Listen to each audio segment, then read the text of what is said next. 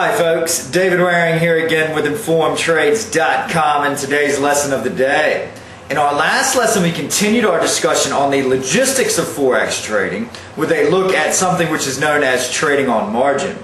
In today's lesson we're going to continue our free Forex course with a look at how traders determine how much leverage they're using so that they can then determine how much margin they need to put up for each trade. So let's get started. As we covered in our last lesson, the real-time demo trading platform which we are using comes with a default leverage maximum of 100 to 1. What this means is that for every contract of 100,000 of the base currency that you open, you need at least $1,000 of margin in your account to avoid receiving a margin call and having that trade closed. The important thing to understand here is that this 100 to 1 leverage is the maximum offered by this particular demo account and the level at which if you drop below, the open positions on your account will be closed.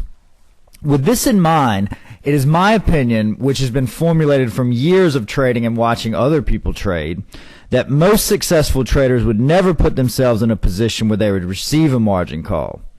The reason behind this is that they employ a money management strategy which controls the amount of leverage that they would use on any one trade and for their account as a whole.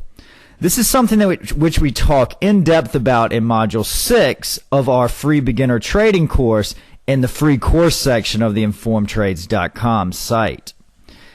In general, most successful traders I have seen trade use a maximum leverage of 5 to 1. And many would consider even this to be too highly leveraged.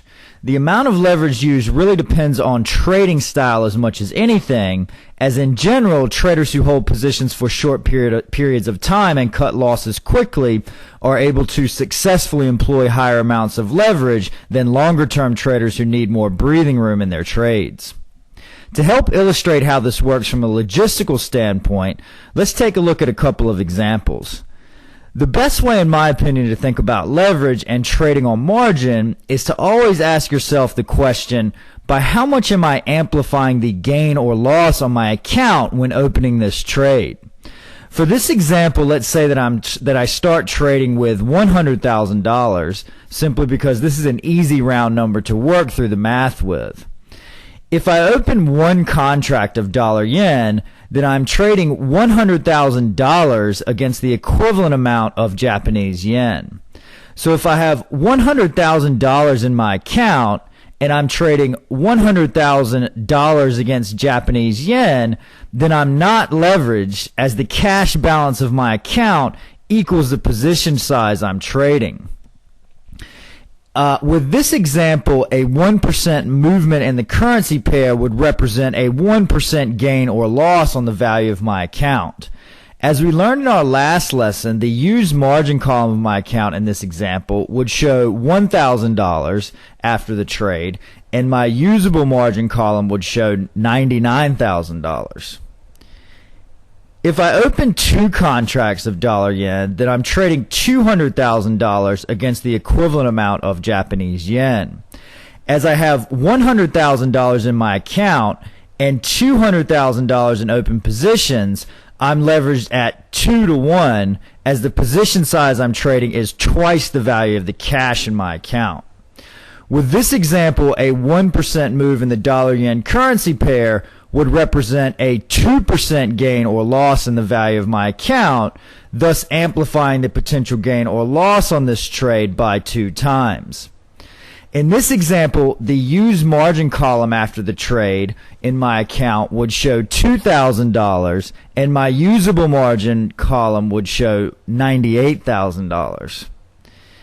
If I open 5 contracts of dollar-yen, then I'm trading $500,000 against the equivalent amount of Japanese yen. As I have $100,000 in my trading account and $500,000 in open positions, I'm leveraged at 5 to 1. With this example, a 1% move in the dollar-yen currency pair would represent a 5% gain or loss on the value of my account, thus magnifying the potential gain or loss by 5 times. For tonight's homework assignment, I recommend working through a couple of examples as I've done here with other currency pairs in which the US dollar is the base currency in the pair.